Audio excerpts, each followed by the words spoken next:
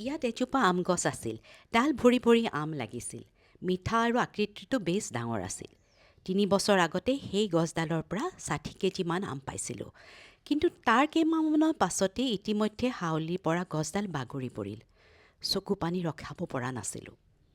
সেই আমডালৰ নিচেই কাষতে এইডাল বকুল গছ কেইবা বছৰৰ পৰাও আছিল, কিন্তু ডাঙৰ আমডালৰ তলত হোৱা বাবে বাঢ়িব পৰা নাছিল।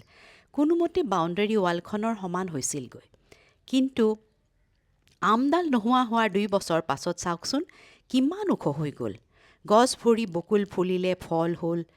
চৰাই কেৰ্কেটুৱা বাটেৰে ঘূৰি ফুৰা কণ কণ ল'ৰাবিলাকে বকুল খালে। এটা বেয়াই আন এটা ভালৰ বাবে বাট মুকলি কৰি দিলে।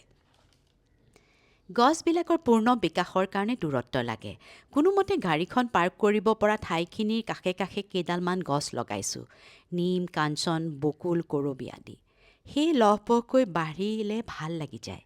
যেতিয়া ঘৰবিলাকৰ ডাঙৰ ডাঙৰ কেম্পাছবিলাক গছবিহীন হৈ থকা দেখোঁ, চকুৰে কল্পনা কৰোঁ ইয়াত যদি এডাল আম বা নিম বা মধুৰিআম গছ থাকিলে হয়, কিমান ধুনীয়া লাগিলে হয়। কিন্তু উপযাচি ক'বলৈ নোৱাৰোঁ। বিকাশৰ নামত গছ কটা হৈছে।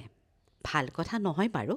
কিন্তু আমাৰ যদি গছপুলি এটাকৈ ৰুবৰো মাটি আছে, তেনে আমি যদি নিজাববীয়াকৈ গছপুলি এটাকৈ হ'লেও ৰুওঁ, সেউজীয়া ধৰণী আকৌ হৈ নাযাবনে?